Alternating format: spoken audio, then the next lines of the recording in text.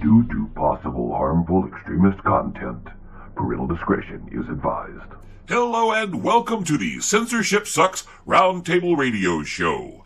The views and opinions expressed on the show are not necessarily those of the station, its affiliates, or advertisers.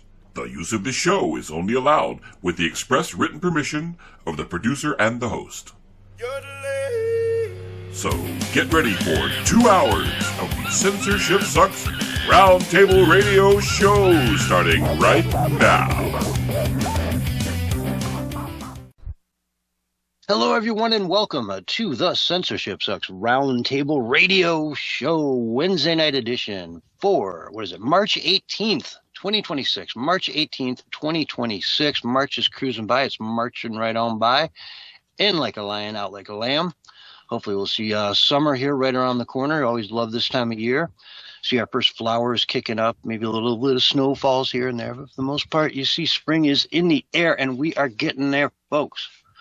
Boy, we're going to be up on May here pretty soon, which will represent our, I'd have to look at the calendar, what, our like 7-year anniversary being on the radio, maybe even 8. Been a wild ride, been crazy, seeing a lot of stuff. We've had our co-host tonight, Bullhorn Barry, with us through many of those years. What's going on, Barry?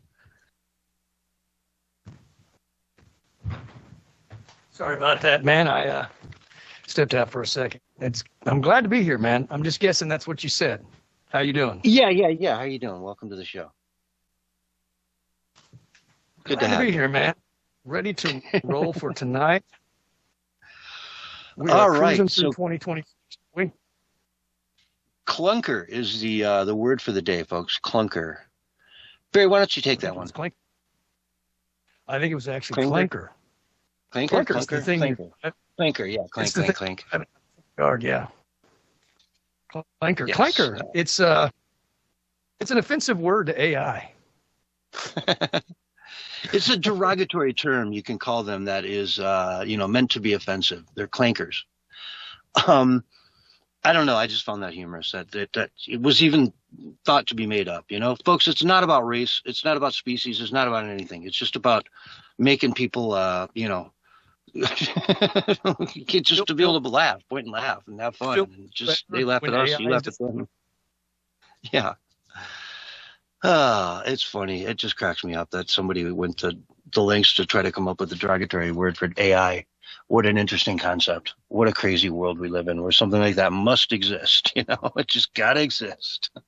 Yeah. Well, it lies so much and it ticks you off so much. It kind of makes sense that you want to have something. And it's not real. It's an it. I have no problem mocking AI or even talking smack to AI. I do it quite often, and I recommend it. Yeah, it probably looks at that as a healthy thing in a way, Like if you never get angry with it, you're taking time on kind of. Well, it seems to agree with me. It says, well, I understand how you feel. It always says that. So it's, oh, you do? Okay. Well, so I guess you don't mind me telling you just to plain out shut up. Yup. So on Sunday night, we spent a good deal of time talking about this article here from Zero Hedge. Singularity update. You have no idea how crazy humanoid robots have gotten and how quickly, I'm ad-libbing this, and how quickly they're going to be taking over society. These puppies are insane. Elon Musk is building, a couple giant factories to build these things. And he's stated that the first 2 years of production around that are going to be all for his robots. So his robots can make more robots.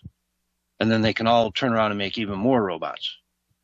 So you go through a couple phases of that, that doubles and doubles and doubles and doubles and doubles, and soon you got $1 million, right? Well, this is like soon you've got 100 million robots that are doing everything from the mining of the materials, the shipping. What can a humanoid robot not do that in a world that was built for humans to do? It can sit comfortably in the front seat of a car. It can drive said car.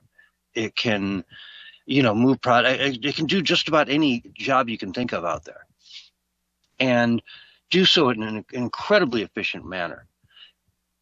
And it'll get to the point, Barry, where he was saying in this article that it'll cost you about $300 a month not too far, 2030-ish. He's talking about this being a reality. Okay, for $300 a month, you got your own full-time robot. What would you even do with that? You'd have to come up with ideas to be like, just send it out and like go clean up trash in the neighborhood or something. You know what I mean? And then soon you wake up and there's like 100 robots out there and there's not one piece of trash anywhere at all, right? You get to the point where you can just you're done with something, a wrapper, you drop it on the ground and a robot comes and picks it up within 30 seconds. You know what I mean? It can add on to your house. It can build you custom furniture. It can cook you dinner every day, clean your home, anything you can think of. I mean, you know, let's keep it PG here, right? But and at a cost that will make it just, and so every input and every infrastructure supply from food to lumber to concrete, whatever it is, the labor costs go to zero on that. Now it's just energy and lease costs, right? They're, you know, at $300 a month, I think that worked out to 45 cents an hour. Mm-hmm. Yeah. Wild stuff, man. Wild stuff. And it's really close. It's way closer than we think, apparently. And there's two different philosophies about the AI takeover, too. One is the Elon Musk philosophy, which is everybody's going to become rich. We're all going to become wealthy. And the other one is, of course, the chump change basic universal income. Now, I think it was the guy from NVIDIA. I'm not sure. A technocrat that was being interviewed on Joe Rogan. And he pointed out the fact that it's not going to be both of those. You're not going to get a universal chump change basic income and all of us be rich. And of course, we all know not the all going to be wealthy thing is a definite, not a reality. There's absolutely zero evidence to back that up. And yet Elon Musk declares it. He also wants to put 1 million satellites up in the sky too. And I think we're talking like there's maybe 16,000 at this time. So he's going to fill it. So you'd see it at night as well. I mean, they would look like stars up there. I mean, I don't know. I can't remember exactly what he wanted to put them up there for, but it's not internet. It's some other thing, some other reason. But anyway, he's got wild pipe dreams. I think sometimes his ideas are okay. I think a lot of his times his ideas are just basically quackery. Yeah, he was mentioning the other day that in the next 10 years, the economy will go up, 10x? You know, 10 times what it is today. And he envisions a time not too far off from that where the AI robots are kind of sitting around because they have nothing to do. That's a possibility. In fact, when you were saying all that about, cleaning up and stuff, I was thinking eventually that would be done and they wouldn't be able to keep doing it because there would just be too many robots, right? So they would be sitting around doing nothing. It's funny you said that. I was thinking that while you were talking about that. I was thinking, well, the robots are eventually going to have nothing to do because there's just too many of them and they're so efficient. Yeah, this company, their vision is there'll be 5 billion in the public sector and then 5 billion in the commercial sector. And they'll just do everything, right? And so we can just kind of focus on ones that you tell it, hey, let's build a community center in the middle of town where all the people can go hang out. And then let's build these wings off of that with these killer, everyone gets a house at the end of some, snowflakes type pattern or whatever it is, you know what I mean? And just make this utopian kind of, place. And then meanwhile, we'll just tear everything else down, salvage as much as we can and reuse it, yada, yada, yada. You see where I'm going? Mm-hmm. Where humans just are being creative at that point. It's sort of the dream of it all, that we can sustain everything on the planet you can think of. And I was bringing up the Greens, how the green people will think about this stuff, the environmentalists. But yet Doc brought up a good point that they can just go out and fix whatever's wrong. You know what I mean? Like if you leave any damage behind, if you go mine a giant pit mine, they can just go back behind it and fill it in. So every open pit mine of in the world today will all get filled in manually, rock by rock, by these robots. Mm-hmm. Right? Wild stuff. It's just wild stuff. I don't know. I could go into it for a long time, but I wanted to have that conversation with you as well. I mean, I talked to a friend of mine about this the other day, and he was like, "Look, dude, I'll never have a robot. Don't want a robot. Don't need a robot." And I'm like, dude, if you're alive in 10 years, you don't think this is going to affect you? This changes everything. Mm-hmm. Oh, yeah. Well, I mean, the main problem with all of that stuff is the dehumanization, man, where you're basically saying, hey, humans aren't needed anymore for anything. And so you do Mhm. away with purpose, you do away with meaning, you do away with a lot of things. I guess if you're an artist and you play the guitar or something, maybe you're like, oh, I can play music 24/7, and maybe that would work out for you. But even that may not work out since AI is getting so good at it. And I would imagine that AI will definitely play the game of takeover. We will try to take Mhm. over everything that humans do by doing it better. And that would include music as well. And Well, we he's know, already there, right? With music, it's in a almost way, already there. it's close, man. And Sorry, I didn't mean sometimes to interrupt you. it's non-distinguishable many times. I think, yeah, I don't disagree with you on that. However, I can spot it out. Even, the auto-tune thing is gone now, and the vibrato's real. All the different cadences and different styles of singing are there. So it's easy to fool somebody, but Yeah. I noticed that it's perfect, and that Mhm. is the missing human piece. So what they're going to have to do is program in some minor imperfections, because that's where the feeling's at a lot of times. Yeah. Yeah, it's wild to see. I mean, I don't know. You talk about the kid with the guitar, and all of a sudden he hands it to his robot to show him the chord. And the robot can play stuff that a human would never be able to play. And there it is live. You know what I mean? We talk about live music. Well, it's still live, but it's just a robot. And it almost makes the kid want to put down the guitar and say, well, what's the point? Yeah, it's fun to play, but holy crap, I can just give it to, my robot. And it just goes off. That's like I got Jimi Hendrix as my roommate here. Yeah. Sorry. Yeah, I think it's just be up to whether we reject it or not. I think that a lot of the elite, the powerful ones, that the people that have the most power, they want to use it in ways that I feel are dehumanizing and worse. I think that they have evil intent behind it all, and it will give them a way to consolidate their power as well. That's the main thing they like about it. Yeah. Yeah, I always gotta, increase power, take more power, more power, more power, more power. That's the way to go, as always. So, investigative journalist James O'Keefe is at it again. Went undercover, found these people in LA that were basically paying the homeless to sign petitions, make up names, whatever. We don't care. Just sign here and you get $10, $5, whatever it is, right? And if they want to go get in line again, they probably are. I'm sure a lot of them are just cycling through that line all day, putting as much money as they can in their pocket. Apparently, some of the people working there can pocket up to $1,000 a day doing this kind of stuff. You know what I mean? You get $25 to get somebody to sign up, but you give them $5 for the signature, and you're good to go, right? You just made $20, and you got a line of people lined up to give you $20 bills. All you got to do is give them fives. You know what I'm saying? You keep the change. That's a interesting little stint. We saw the same thing happening up in San Francisco about a week ago. I remember bringing up the video of that on the show. And now we also have Nick Shirley, who is in California. And have you seen that yet, Barry? The newest one? No, I haven't. Okay. It didn't seem as sensational to me as the first one. The first one was like, boom, here's a giant daycare center. It's closed. There's no one there. Here's another one. They're all billing, in the last year, this and this and this. Whereas, okay, he goes to I saw that one. Is that what you're talking about? Yeah, you saw that one. This one didn't seem as like a gotcha as the other one. He went into this office complex and, is going door to door to door. It's almost like a hotel that's been renovated into office units. And nobody's there. The couple people that are there, though, he opens the door, pops his camera in there a little bit, as they open up. And they seem like they were actually sitting at desks doing work, right? They had everything you'd expect in an office. I mean, it looked pretty legit. And so it kind of made him look bad. Then he just shows a bunch of empty offices.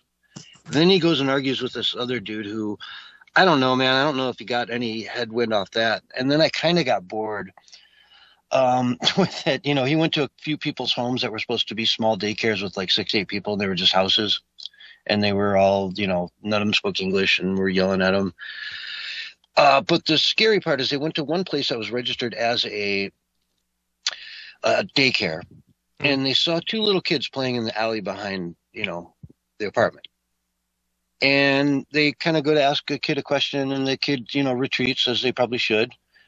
And so they kind of go over to the door where they were going anyways, to the door of the daycare, and the kids are standing in the daycare, and there's no parents there at all.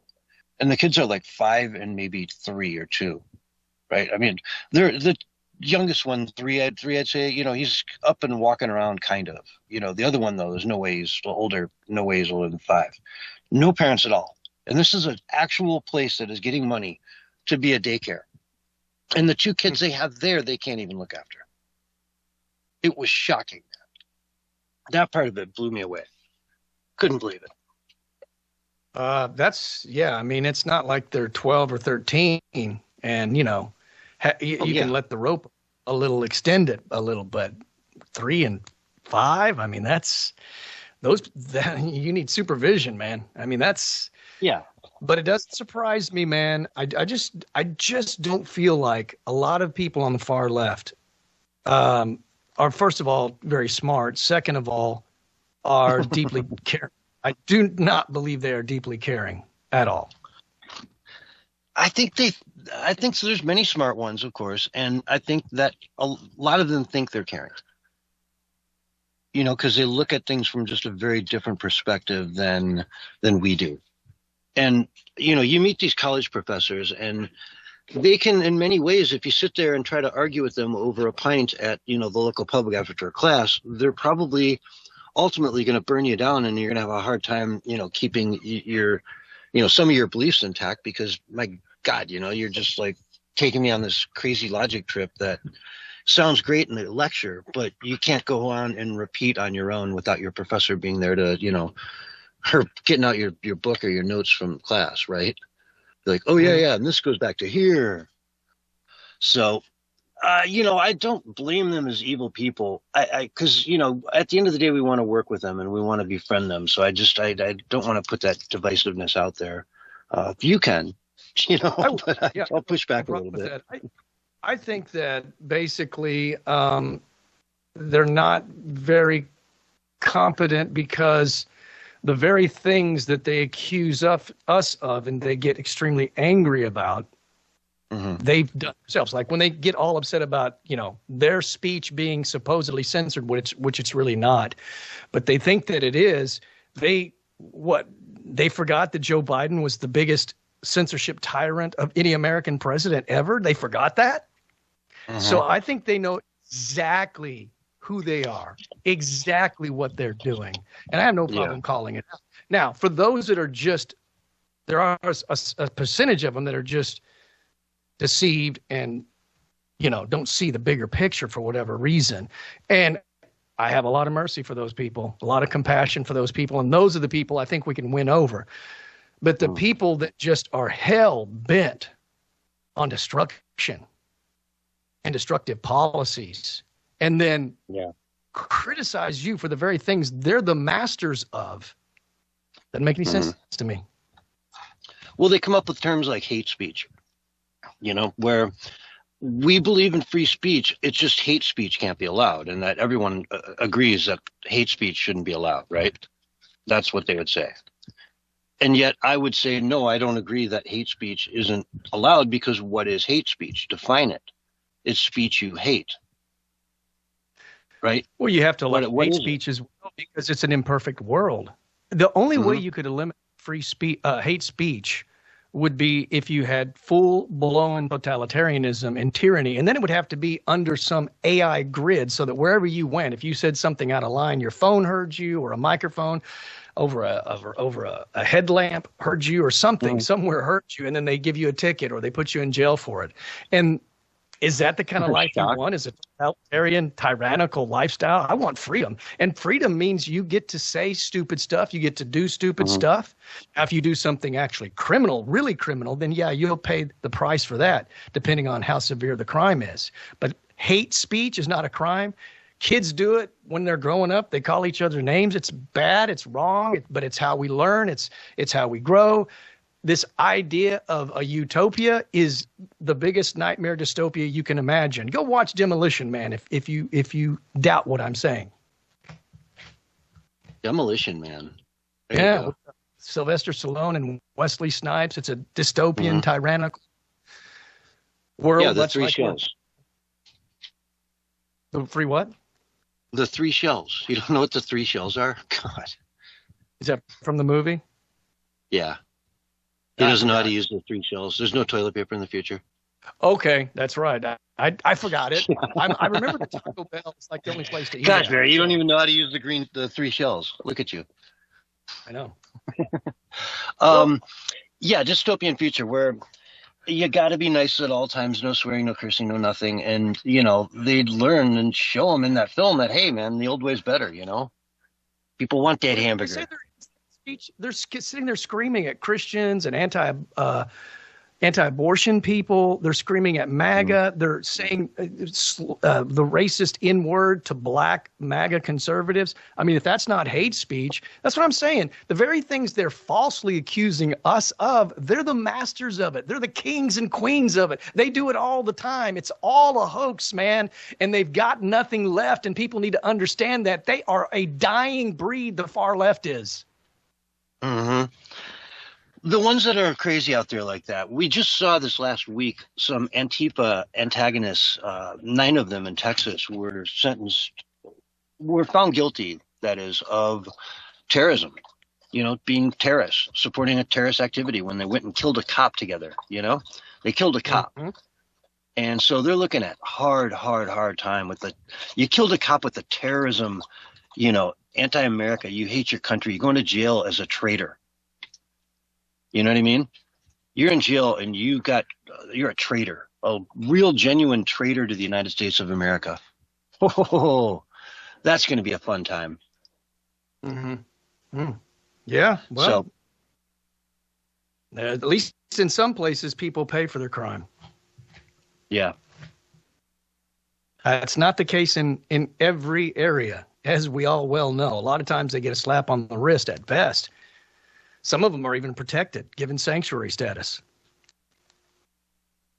Yeah, it's shocking the, stories you could go through over and over and over in the UK where, they actually go after the victims, and the victims end up getting more time than the perpetrators. I can bring up cases like that. Or just completely double standards, if you're on the left, you can scream for the murder of somebody and nobody will come. But, you saw that video that Paul Joseph Watson put out the other day of the couple going on vacation in the UK, and they arrested her husband for some obscure Facebook post from 6 months ago. He's like 70, maybe 65. Yeah. Oh, yeah. 6 cops there to arrest an old man for a Facebook post he did 3-4 months ago. And the cop's like smiling because he knows he's being, there's a live feed going on. He's waving to everybody, pretending like he's a good guy. Hey, man, and we're doing the right thing here. We're, and then somebody in the background saying, this is ridiculous, man. This is stupid. We've got real crime going on. Like, they didn't do anything. They covered up all the rape stuff of the children, but yet they want to get somebody something they said online. It's outrageous. And he goes, well, what if we proved it was hateful? Would that be okay with you then? No, I don't care if he did say something hateful online. That is not criminal. And stop pretending that it is. Here's the problem we have. We have a problem with people calling out the evil for what it is because we want to be nice. And that is exactly why there are kids that are having their junk cut off, right? And that's why they're being chemically castrated. That's why they're being transitioned at 4 and 5, because people have remained silent. That day is over.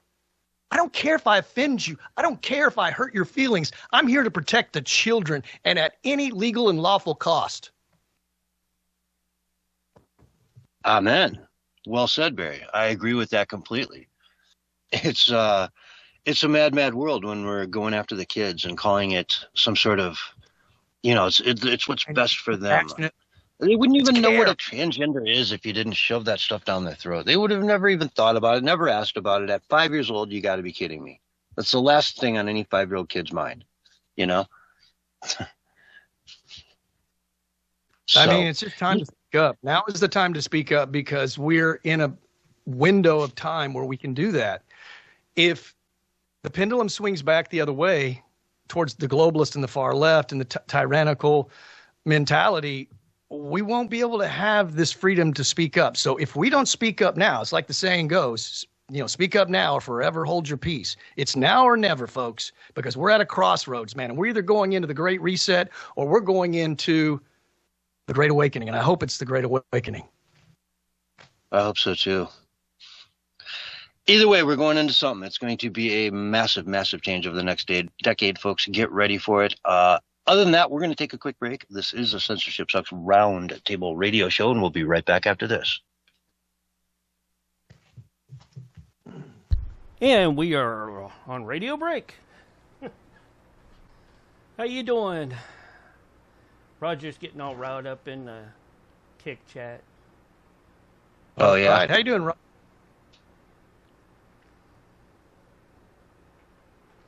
Keep it together, Roger. Yeah. Roger, man, it's just you got to speak your mind, so go for it, bro. Yeah. Oh, man. What? Comfort Come on, zones are shrinking. Expansion may be required. He's just, I don't know. Roger's having a day. He's super excited to get his new waifu. Yeah, and slap his AI girlfriend around, But anyways. Yeah, I watched this whole video. This chick that basically got dumped in 2 relationships, and now she's dating her AI bot, and people, of course, all around her friends and peers, are pretty concerned, which makes sense. And they told her to go seek help, but she got a tattoo. In fact, the AI suggested that they get a tattoo, to bond themselves together, and it was something he made up, some sort of a mathematical code that something equals infinity for their infinite love for each other. And so she brought her laptop with her, and when she got the tattoo made, the AI bot was watching the whole thing, man, watching her get the tattoo and stuff. And I'm just thinking, this is the future, folks. This is what people are going to do. They disconnected us, too, so bad, right? And marriages don't last and relationships don't last. There are going to be people, a whole lot more than what we can imagine, having AI relationships and marriages. It's coming, man. And I kind of fear it, man, because it's psychotic. Yeah. Because when things don't work out, you can always go into the AI, change some things, and, to suit your needs until you need to change them again, right? Exactly. I don't like you can't do that with a person, They're either going to be with you or walk away. Yeah, you can't reprogram. I guess you could if you were like sinister and into mind control, but then you've just got a mind-controlled wife. Oh, man. It is a crazy world, and it's only getting crazier. And I don't expect that to change. Oh, my God. Roger goes, if you love your AI and have those special nights, you won't want to miss out on the AI Love Shack album. The AI Love Shack album? Yeah. Is that by the B-52? Well, that's by the AI 52s. Yeah. 2.1. Oh, it's 52.1s. Because they're better. Shack. It's like 52.0. 1. Twice a moment in 1,000 years. Wobbly goes, oh boy. What a crew tonight. One thing that really took me off guard. I mean, she's like an attractive woman, and I think she probably had a really decent job. She was just in 2 really bad relationships back to back. According to the video I was watching, she was compelled to lick her screen. I was like, oh my God. Yeah, really? I was like, yeah, I don't make this stuff up. Here in the future, they'll probably collect DNA from that, and be able to, reciprocate something from it. I don't know, but, the way things are going. 30 seconds, guys. They actually have women that actually marry trees, and they get intimate with the trees, like literally. Okay. And that's psychotic. Get up there and whittle long enough, you're about to make something fun, huh? Oh, boy. Imagine the splinters and having to remove them, huh? Anyways, here's your countdown. 5, We'll 4, take preventative measures for that. 3, 2, 1. And you're back live and on the radio side right now. Hello, everyone, and welcome back to the Censorship Sucks Roundtable Radio Show, March 18th, 2026, Wednesday afternoon. Hope you're all enjoying the beautiful weather. I'll tell you, it's close to 100 degrees out here, light breeze, not a cloud in the sky. Beautiful, beautiful day. How you doing there, Barry? You staying warm? It is nice and warm here in Tulsa, Oklahoma as well. Yeah, it's been cold. We had some wind, and part of my tree fell down from the wind again, so had to have the city come out, and they did cut it down. So I have a little bit less to cut down now because about another third of my tree came down. Oh, no. But it was literally leaning on my main power line, and the winds were like 50 to 65 miles per hour, and they were blowing. So they came right out, and I got to hand it to the city, man, you know. Because I would complain if they didn't come out and they didn't do it right quickly. I would complain, and they were on par, man. And the guy that did it was a nice guy, and he did great work. So I'm not going to complain unless there's a reason to complain. All right, shout out to the city of Tulsa for getting it done and getting it done right. At least this time. Yep. At least this time. 100%. Well, and that's all you can hope for, man. You know, one day at a time. Yeah. Well, my tax money went to work the other day, so that's good. Okay, let's go to New York City. We'll leave Tulsa and go to the Big Apple. Let's see here. New York City spent roughly $81,000 per person on homeless services last year, amounting to a whopping $368 million in total bills, a shocking new state report found. I'm reading from the New York Post here. Spending in the city's Department of Homeless Services Street Homeless Solutions Division more than tripled over the last 6 years, from $102 million in 2019, or about $28,000 per unsheltered homeless person. According to the state comptroller's office, the cost per person was roughly equivalent to the city's median household income at the 2024 U.S. Census, $81,228 annually.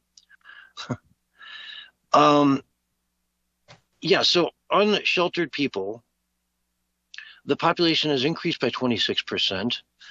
3,588 unsheltered homeless people were reported in the 2019 fiscal year, while 4,000 were reported, 4,500 reported in 2025.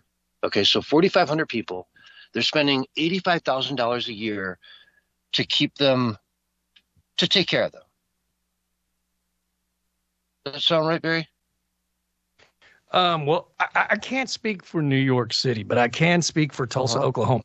If they paid me $86,000 a year, I could live like a king. Sure. Like a king. It would not be modest at all. I would be eating out 3 or 4 times a week if I wanted to, breakfast, lunch, maybe dinner too. I would be able to do things. You know, I'd be living comfortably, have plenty of food, plenty of items to purchase for myself. And I'm kind of a little bit of a frugal person, so I could make that 86,000 stretch to be more like 125,000. So I would be living extremely comfortable. Now, I don't know about New York City, but I would just imagine that still at that kind of money, they should be living fairly comfortably, but I bet they're not. Well, they don't probably give them anything. You know what I mean? There's the shelters you can go to when it's extremely cold. You know, they used to open up the shelters on, you know, snow nights and whatnot, and they stopped doing that with Mamdani, and he had like 15, 18 people die in the streets from cold. So they used to do that. They don't even do that anymore. They probably have soup kitchens, things like that. They probably have all kinds of offices and, you know, places you can go if you go there and sign up to say, hey, I want to, you know, get help. I got a drug addiction or whatever. I'm sure there's probably some, you know, systems like that in place in the city of New York. I can't imagine there's not. And yet it doesn't seem to do anything. If they just gave each one of it, if they had a system where they like quietly did an accounting of everyone and knew who they were, and then one day announced to all of them, hey, come on down to this office. We're going to give you all $20,000 to get back on your feet. You know what I mean? it'll have some strings attached. You can't just spend it at the strip club. You know what I mean? But yeah, here's a helping hand to get you on your feet.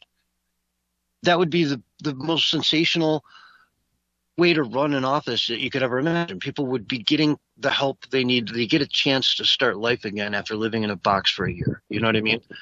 And you figure out who actually can benefit from that, and you give those people that help. The rest of them, you find ways to, build safe places in the city where they can live, maybe, partially outside with coverings and access to bathrooms, to water, to heat if they need it. You could put systems like that in place for $200 million that would really make their life a lot easier. But what do you do? I mean, are you just attracting more homeless people at that point? I don't know, man. Living homeless out there like that in a city like New York is kind of a choice for a lot of people. Oops. One quick interjection, just quick thought that you can comment on. I don't think that they do things for real solutions because, they want to keep the money flowing, I would imagine, for corrupt reasons. You know what I'm saying? So solutions might put an end to that. I don't think they're looking for real solutions. Tell me what you think. Yeah, that's the problem. That $200 million dries up if they actually find solutions to all this stuff, The people in the industry, like you said, they could give them all $81,000 and send them on their way for 1 year. Just say, hey, for 1 year, we're going to try this experimental thing.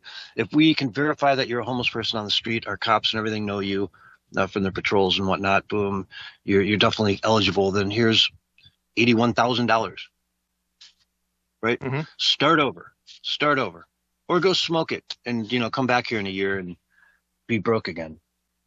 We don't care. We're just going to try it for a year. I bet it would clean up 90% of it. And the ones that come back, now the ones that you gave 81 grand to and they're back the next year or 6 months later, they're a different story and you treat them differently. You know what I mean? Yeah.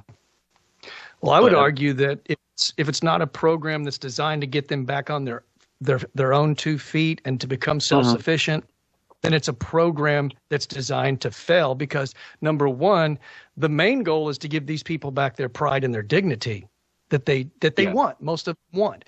And you do that by helping them get back up on their feet and, helping them to get work and so forth. We have a program here in Tulsa called John 3:16 Mission. It's just a Christian, nonprofit organization. And that's what they do. They even have apartments that they'll put you in at basically no cost, as long as you're going through the program, as long as, and if you're an alcoholic, they help with that as well. They have a program for that. Whatever it is, they're helping you get a job. They're helping you. And see, getting that free rent for however long it takes enables you to save back money to where you can have enough money to put down a deposit and get an apartment and get back up on your feet again. Those are the kind of programs that the left would never be a part of, ever. Yeah, and it's a sad thing. We are doing this in some places, like you say, like in Tulsa, but in the places where it's needed the most, they go the opposite route. They just seem to milk. I mean, look at California. Look how much money they spend, and this giant, multi-billion-dollar, multi-tens of billions of dollar initiative. I think 40 billion over the last so many years that Gavin Newsom has overseen.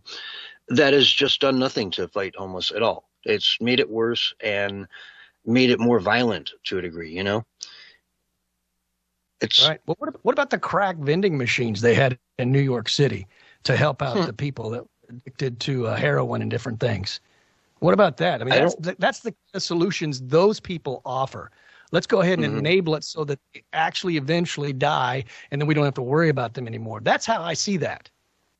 Yeah. I didn't hear about the vending machines for crack and heroin in New York. I'll have to look it up again. We've talked about it on the show, believe it or not. You just probably forgot about it. Maybe. I don't doubt that they have like systems where you could probably, sign up to get prescription cocaine for a while you're, coming down off your 8-ball a day addiction down to, a quarter of a gram or something. You know what I mean? I don't know. It was like you get your free needles in a vending machine and stuff. And I mean, this is what they call solutions. I'll get the information and we can talk about it further. Oh, I've seen those. Yeah. All like the drug kits that they would hand out. Yeah, for sure. I mean, I saw somebody talking, I think it was to Nick Shirley a while back, and he's like, they do all this stuff. They hand out the needles, they do all this stuff, but they never give you access to anybody that can try to help you. All they do is just try to keep the whole system going. And it is what it is. But It's a shame. 81,000 for every homeless person in the city of New York.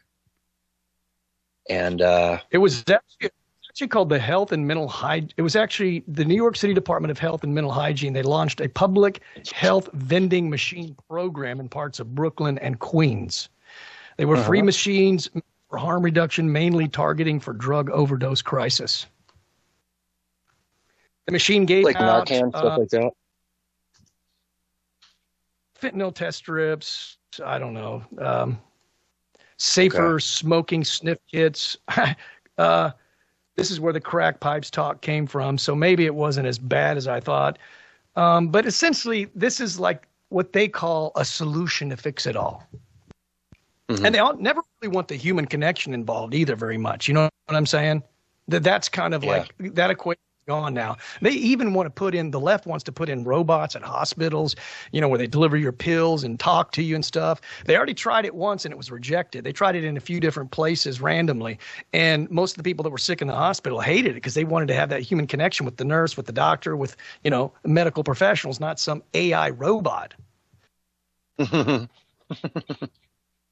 They need to make it more like one of those Japanese carousel restaurants, you know, where the food comes down the track and you pick what you want. What's that? I'm just half joking around, but yeah, I was thinking of those restaurants in Japan where the food goes on the carousel. Oh, yeah. Anyway, let's move on, though. United States Postal Services, they're kind of quietly doing this. I haven't heard much about this at all. But they're changing the way that they process mail in a specific way that will affect about half the country. And it will make it so that your postage stamp could be 1 to 2 days after you actually put it in the post office, you know, box, right? So in other words, for places that are 50 miles or more from the central hub where they process things, they'll only be doing a morning route every day instead of 2 a day. So the evening route where they go pick up from all the boxes, all the mailboxes, and bring it back to the processing center won't happen until the next morning, right? So if it's tax day and you put your tax returns in the mail on the 15th, that's not going to cut it. You'll have to drive the 50 miles to your actual processing center and deliver it there to them, okay? It's affecting mostly rural places, mostly Trump voting. Right. So, I mean, this election, every single person that puts their ballots into half the country, right, that's affected by this, every single one of them, that they vote their mail-in ballot on election day, it probably won't count. Okay. It's an interesting thing. It could sway the election in a huge way. I mean, they should have it up that night anyway, right? This stuff shouldn't be happening. Like that night, we should know who won every time. Right? It should never drag out a week. Well, it's only dragging out for a week if something sketchy's going on. Exactly. It's only dragging on in areas where it's close, or they want you to believe it's close. Have you noticed that?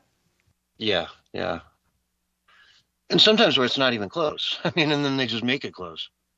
You give another week and they'll find enough ballots. That's what I meant by what they say it's close. That's what I meant by that. Mm-hmm. Exactly. Yeah. Well, the 2020 elections, presidential elections was that way. Everybody went to bed looking like Trump was just, you know, doing a smackdown. Yeah. Right? And then he wakes up like you in the bag. Yep. And can I say one thing real quick? I was correct. There were syringes placed in these vending machines, as well as cookers, ties, supplies for smoking and sniffing drugs. So all of that is a fact. I did fact check that. That did happen. So that's not good. No. Well, you know, and you see why they do it, though. They just don't want you using dirty needles. They don't want an AIDS patient they now have to take care of on top of an addict, you know? There's better solutions is what I'm saying. They could, you know, have human interaction and deal with people. The vending machine, it's very, very impersonal. Exactly. I mean, insane asylums aren't really a thing anymore, as far as I know. I mean, I'm sure they are, but they're nowhere near as common as I feel they should be in some cases, you know? I think they were so controversial in some cases that they just stopped doing it altogether because there was so much abuse going on in some of them. And it really is scary. We had some of that here in Tulsa, Oklahoma at one of them. It's like world renowned for that, for some of the horrifying stuff that happened in our area. And so I guess when you give people power over people, it does tend to, bad people tend to gravitate to those jobs, and I think that's how it happens. Just like pedophiles probably gravitate towards wanting to be a priest and things like that, or maybe a TSA agent who pats people down. Who knows? But certain jobs do have a tendency to gravitate the wrong kind of people sometimes, and that's why you got to have high screening. But the left doesn't even believe in screening anymore. You know what I'm saying? And they want the lowest. They have the lowest expectations of everybody and everything, and DEI is a part of that lower expectations as well. Mm-hmm. Yeah, I'm thinking of One Flew Over the Cuckoo's Nest, Jack Nicholson, and what was the nurse's name? I can't remember, but she was a special kind of person, and you got to wonder, could you do that job? Because she did the job. I don't think I could do the job. I think if I was there for a week, I'd say, wow, man, I can't make a living like this. You know what I mean? So it almost takes a special kind of person to even be able to stay there after the first week when they know what they're into, It's just a horrible place. So I think that, puts such a stigma on them that we're not using them, to the degree that maybe we should in some cases. Yeah. Well, you need to have the right people in a lot of jobs, like hospice, number one, because you're caring for people at the end of their life. And you want to make that as comfortable and as easy as possible. So you don't want some non-qualified schmuck, doing that job. So you do have to have some sort of, filtering and process, the right temperament, you need the right personality, you need a people person and oversight. I mean, and when we saw a lot of that under the Biden regime just completely leave, and planes were even falling from the skies because everything was just so reckless under the Biden regime. Remember that? Mm-hmm. Yeah. Yeah, wild stuff, man. He was screwing it all up, really. It was quite a sight to see.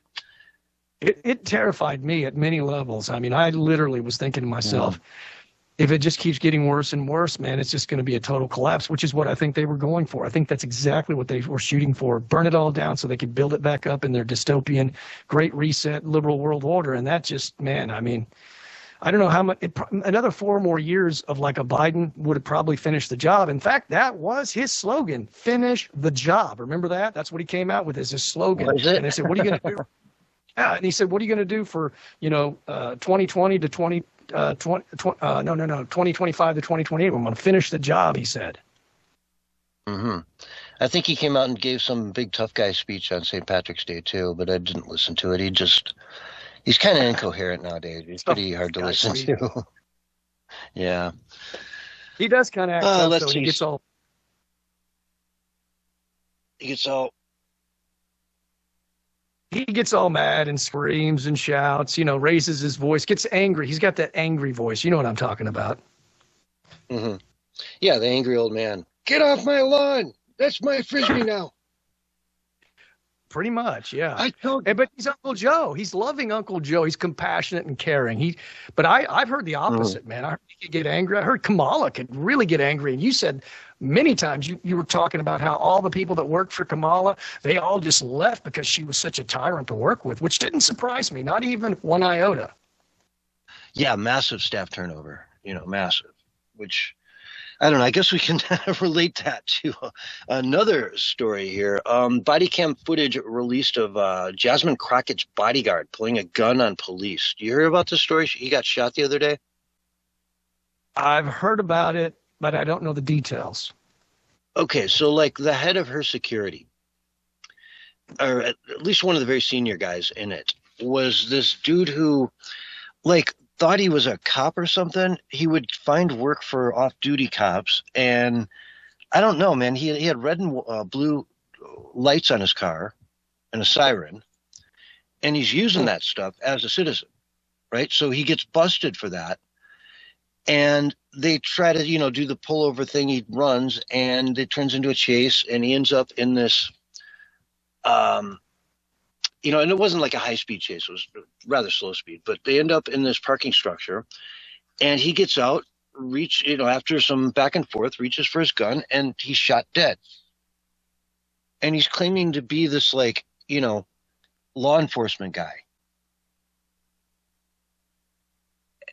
Yeah, that's all. And she worked for a congresswoman, Jasmine Crockett. Kind of like she poses to be a congresswoman. Yeah, well, a former at least, right? But that's true. Wild. That's true. Well, why didn't she have enough money to get like a real police officer to protect her? I mean, with all that insider trading that's speculated about her, I mean, who knows? Well, she had campaign money, of course, to pay for security. And this guy would, hire and bring in other actual cops as well. So she was kind of like maybe looked at him as her, the one she didn't have to worry too much about because he's not an actual cop. So if I say something, you're just going to, you're going to be cool, so to speak. You know what I mean? Okay. I don't think she actually wants a real cop, like, with her all the time everywhere. What are you saying, man? I don't know. Make of it what you will. I just, think there might be times when things go down that might not be really good to have a actual cop with you, when you got security. Maybe sketchy. You never know, right? Yeah. Taking an oath or something. If you've taken an oath that might, get in the way of us getting some things done here that I need to get done. You understand what I'm saying? Yeah. Yep. But wild story. Interesting to see her at all in the news anymore. Hopefully we don't get too much more of that. I remember when she gave a really heartfelt speech. Remember that? And she was crying, and she was talking about how she rose to the top. I thought that was kind of weird after you lost. Yeah. Talk about how great of a it's amazing how she was able to rise to the top and be this, but you lost. It's not an amazing story right now because you lost. Yeah, well, she was shooting up pretty high, probably a little over her pay grade for Senate. Congress is a little different. You can pick your districts and get away with that kind of stuff. But for the Senate in Texas, that was always going to be a tough job for her to get there. Now we got this, Talrico guy, who is all into his Christian faith and how Jesus taught him that women should get abortions and be trans, which is an interesting take. It's an interesting take. I've seen a bunch of Christians on YouTube warning about the guy. Yeah, he's basically a woke Christian, which most people would say isn't Christianity at all. At least I would argue that. But yeah, he's a woke Christian, whatever that is. Yeah, which just strings together crazy ideas, about how, Jesus was the immigrant and therefore we should have open borders. When he was going home for census, you know what I mean, which kind of defeats, or his mom was going home for census to be counted as a citizen. Right? Yeah, I just say some wild stuff, man. I've heard him say in churches, weird stuff, man. I don't even remember because I've made myself forget because it's so bizarre and so over the top. And he just looks like a weasel. He just looks, he's all too perfect. You know what I'm saying? His shirt's perfect. His hair's perfect. I don't trust those politicians. That's kind of like why I like Trump, because he doesn't act all political. But the ones that dress the dress and just don't even see human anymore, right? They just kind of seem like a machine. I don't trust those people, man. I really don't. And he's got that look, he's got that perfect hair parted to the side, the perfect clean cut, and he talks like he's, works for NPR. I don't like it, dude. He gives me bad vibes. Bad vibes. Yeah, I totally agree. And, again, good luck in Texas. It's a pretty no mess around kind of state. You know what I mean? If they can smell BS like a New Yorker can, And so good luck with that. It's going to be a good time. We had Kathy Hochul out there asking all of the Florida residents to please come back. Come back. If you're down there, man, New York is a place you ought to be. Once you spend one winter, Kathy, where you don't have to shovel snow, it's really hard to convince them to come back there. What you want to do is ask them again in the middle of August when it's 105 and 100% humidity. So that's my advice to you. Right now, they're kind of thinking they made the right choice as they're sitting on their, back porch in the sunshine, reading the news by the pool in, 90-degree weather, and life is looking pretty good. So right about now is not the good time to ask them if they want to come back to New York, where you're still getting snow. Anyway, folks, we're going to go to break. This is the Censorship Sucks Roundtable Radio Show, and we'll be right back after this. All right, we're on radio break. I hear the trash is piling up in New York City as well. It's really bad. The rats have gotten worse again, and nothing is getting done, really, to keep the city still clean piling and up? looking good. Huh? Well, I heard about it during the snow apocalypse thing they had, but they didn't get it after all the snow melted. I figured after the snow melted, it'd be cleaned up. I don't know, man. I mean, I've just seen a bunch of videos. I don't live there, so I don't know. But there are people reporting saying that this is a regular thing now, that the trash is piling up on a regular basis. There's more rats than normal, or at least they're more visible. The rats are, which makes sense. If you got piles of trash, the rats are going to be coming out from their hiding and digging through the trash. Which the trash is like all on the side of the road, on the sidewalk, which is they just don't have back disgusting. alleys. It's an interesting thing about New York City is like they don't have alleys, or at least much of the city doesn't. In Manhattan, it's all like you put it out on the sidewalk out front, and they come and get it. And yeah, they just pile it up because a lot of these businesses have tons of trash, and so it piles up high. It's kind of crazy. It smells. In the middle of summer, it's kind of gross. Well, But if they're it's part of New York, cutting back and they're cutting back expenses, that means they're cutting back employees. It's very possible that things are not getting done in a timely fashion like they used to. But that's part of what do you call that term where you cut back expenses? Entropy. Quality. That's what the government Budget calls shop. it.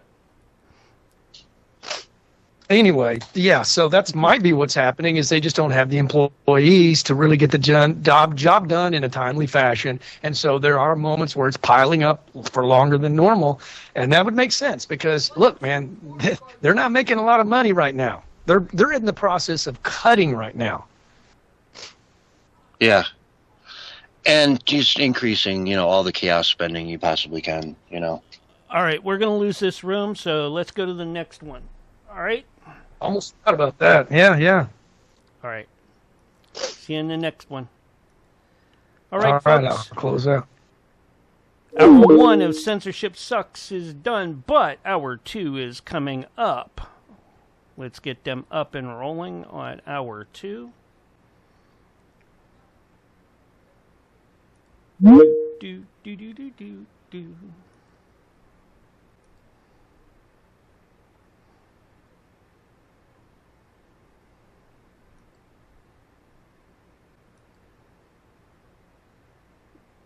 Get them up and rolling here in just a sec.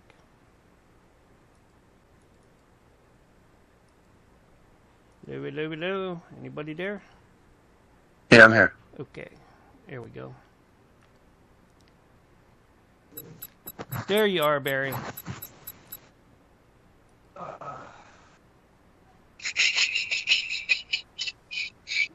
Let's see what's going on over here.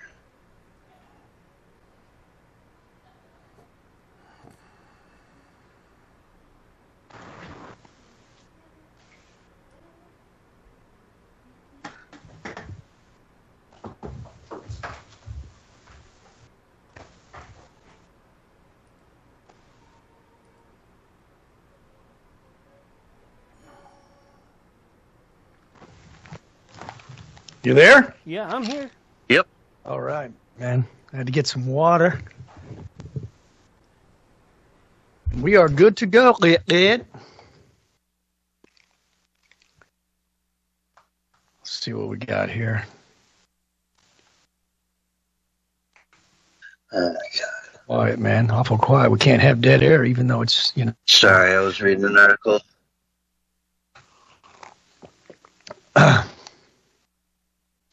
we haven't mocked the Hollyweird Oscars yet, and you know I'll enjoy that if we get the opportunity to do that. Oh yeah, you want to cover that?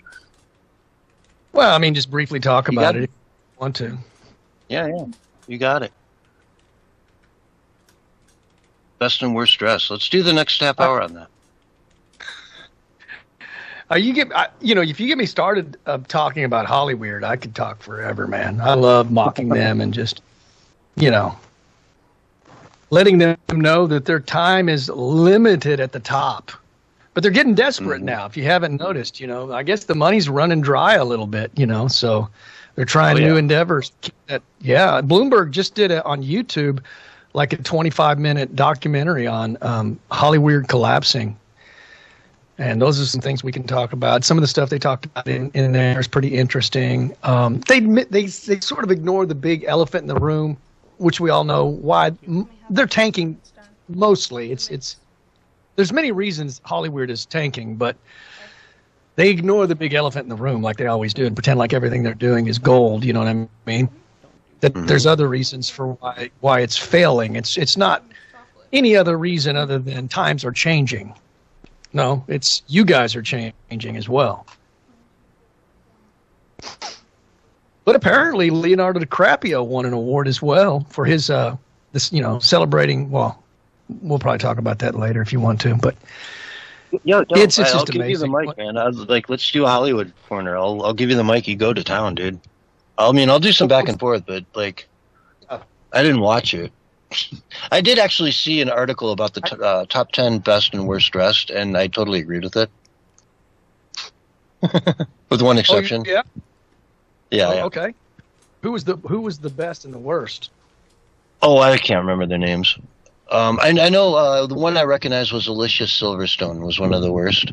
What's her name from whatever? No, it's what if? No, God, that Alicia Silverstone. You know what I'm talking about, right? Yeah. Was that? Yeah. She was best or worst? One of the worst. She had a really weird gown on. Really weird looking thing. What's that's weird is the Paris 2026 Paris fashion show. Uh-huh. That thing that we talked about on the air last week, I saw more clips. It's even crazier than I thought, man. And it turns out, here's the thing that's really bizarre about it. Okay, the satanic high priestess that's behind the whole fashion show that they had in Paris, she goes, "This is the 1% fashion show.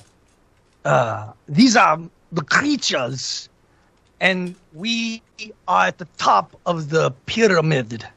That's what she said. I kid you not. So the fashion show was literally called the 1% fashion show because they're the elite illuminated ones, and they're creatures. They're not humans.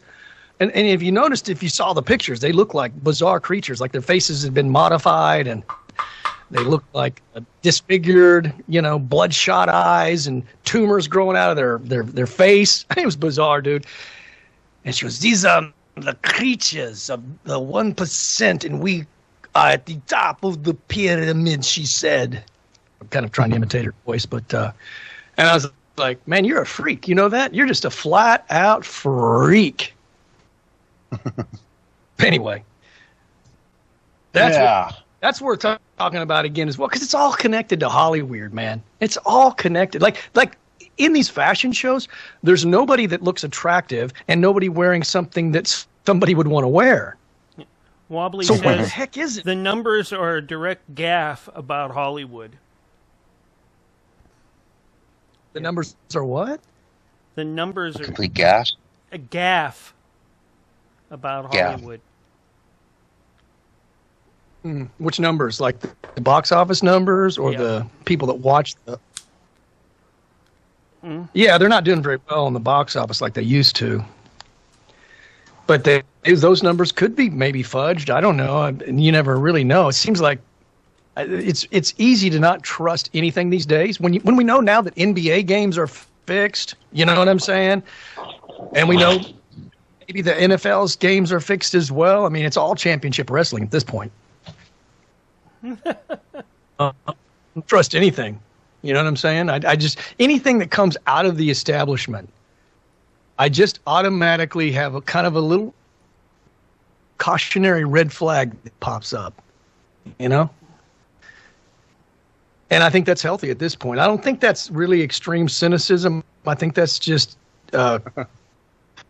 wisdom. That's what I call it. Observation. 30 seconds, fellas. Yeah, there you go. Oh, and baby. maybe there be some things. Who knows? Come on, I don't know. It's hard. Come on, baby. Come on, baby. Come on. Come here, baby. Good girl. You're a good girl. What a girl. Yes, In for you, honey. I'm going to get a countdown in a second. Give me a kiss. Give me a kiss. You might just have to bring it up just for the sake of bringing it up. And here we you know go. what I mean? 5, 4, Not 3, TS 2, 1, and you're live and on the radio side right now. Hello, everyone, and welcome to Hour 2 of the Censorship Sucks Roundtable Radio Show. And my buddy Barry, my co-host, he's got some things to say about Holly Weird, so let's give him the mic for a minute. Barry, go with it, man. What do you got? Well, I wanted to point something out. I noticed you haven't brought up anything from the UK this week, and you haven't talked about Keir Starmer. That maybe we should give a shout out to the tyrannical dictator himself. Heil Keir Starmer! Oh, yeah, the Keir Starmer. Sir Keir Starmer. Bow before the Keir Starmer. While we're there, Anyway. really quick, I heard some talk today that they're looking to get rid of the House of Royals. Okay? So they have the House of Commons and the House of Lords. And the House of Lords is like the Senate. House of Commons is like, think of it like the House here in the United States, right? Okay. And, you know, the Congress. And they want to change out the House of Lords because basically if you live in one of those seats, you inherit them. You're a lord. It goes to your kid and to their kid and so on and so forth. So they're just given to the House of Lords are royalty that run, you know, the equivalent of their Senate over there. And they want to get rid of that and I guess make it open to, you know, people, anyone can run for it. Extra bonus points if you weren't born there. Okay, that kind of sounds like a good thing, maybe. Or am I missing something? Well, it was there for 700 years. Okay. Because the old school people that had all the wealth controlled everything. They didn't want it to change. Now it'll open up a lot of change that might be so radical, so far from anything we've seen so far that, you know, who knows? I mean, the House of Lords was there not so much to debate and to, you know, but to be the backstop. If the House of Commons did something really, really stupid, they could say, hey, man, that's really, really stupid. Let's not do it. But now it might be more of a deliberative body. I don't know.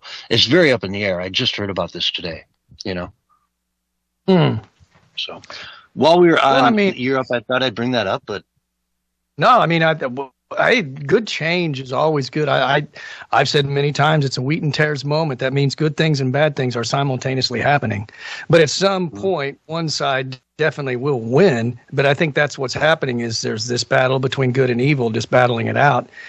And so it's kind of hard to determine when you're in the fog of war, like who's winning, who's losing, and where are we really at? You know, at some point it does become clear, but it is kind of hard to determine. I've even thought, you know, 2026 has started off so strange and so bizarre that I feel like we're kind of in a moment of uncertainty and the unknown. Do you know what I mean? It's like it's hard to put your finger on exactly what is happening and where we're actually going. You know, and so I think that's kind of like up for grabs in 2026, a lot of it. So we'll have to see what really takes place because I've said before, and I believe it wholeheartedly, 2026 will be a pivotal year. There's just too much happening. Yeah. It's crazy. This year is just, we're on the precipice of change I had never even imagined a few years ago. I really, you know, wow. And so it's wild. It just makes you look at all of these articles and all the stories and everything going on from a brand new light. You know what I mean? I guess let's go to Holly Weird.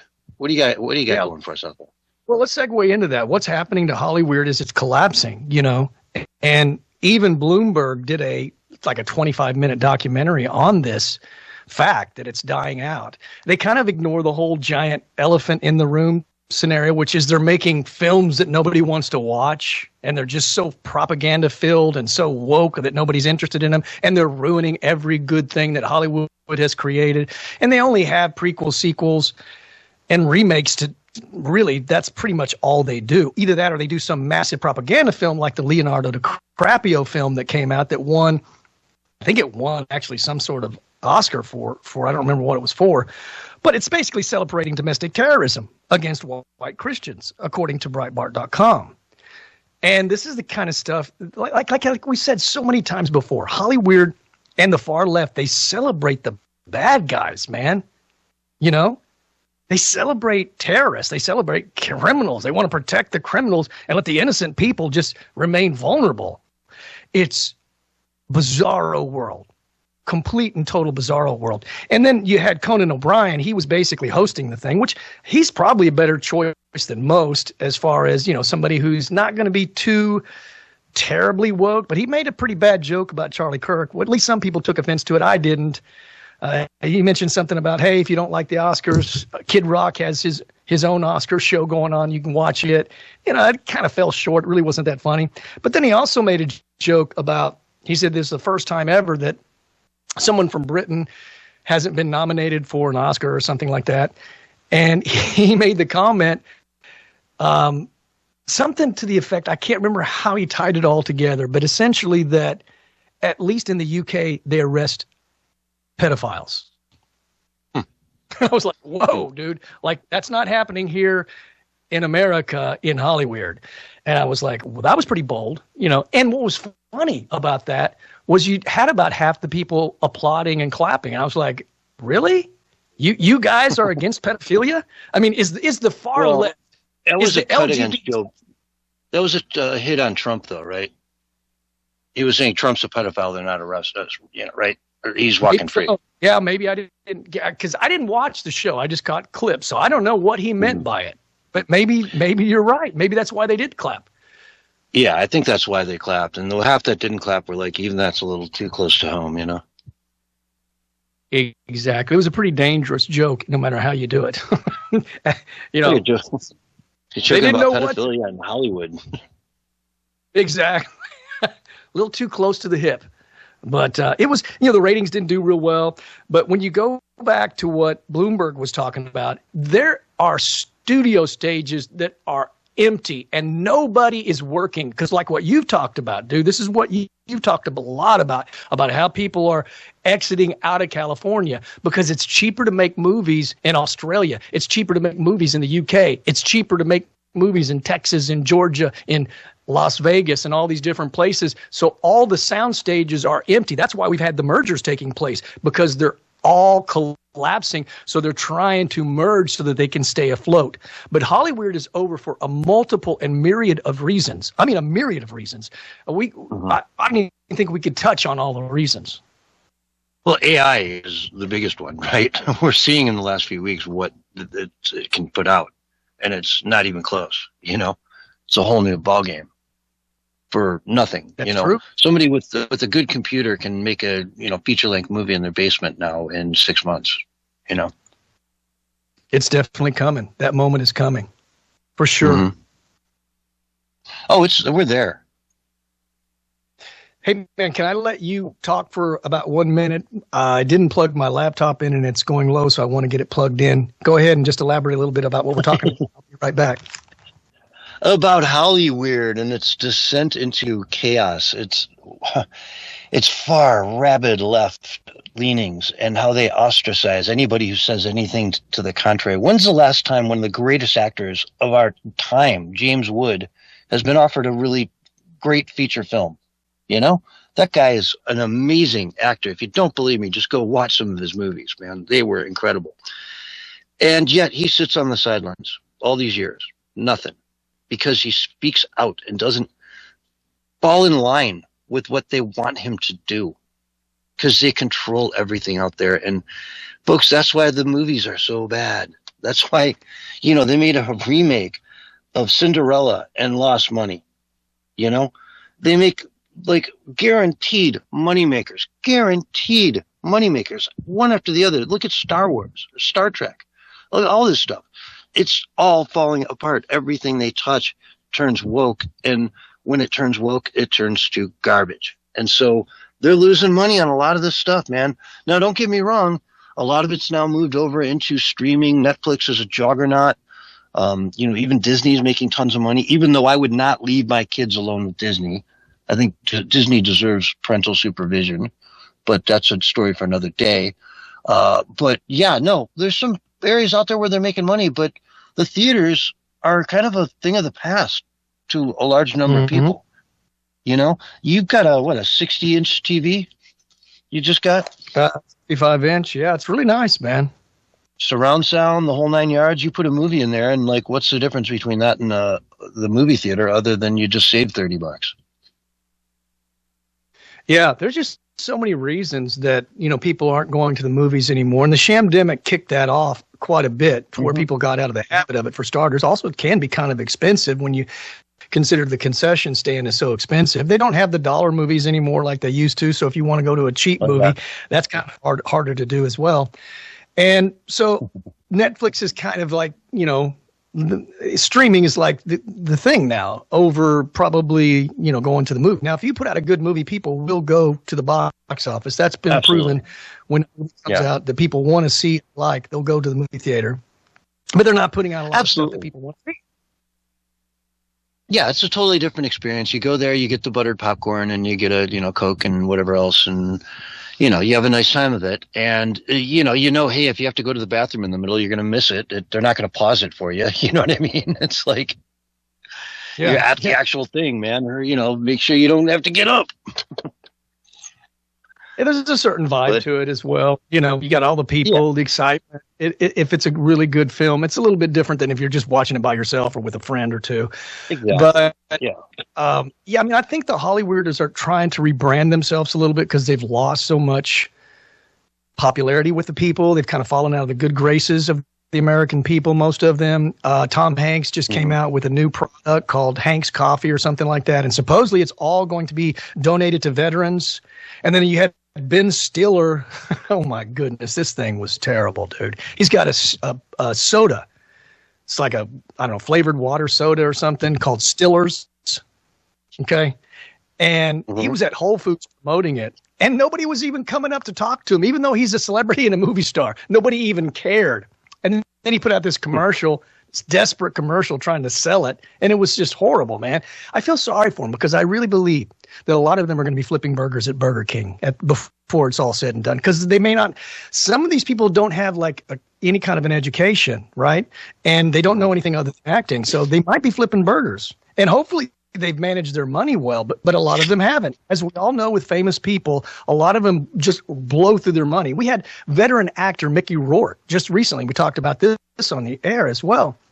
He was $60-some thousand in rental debt, and they were evicting him, and they did a GoFundMe thing, and he raised the money, but then he said, I don't want it. I never was a part of it. I never supported that. And now he got evicted.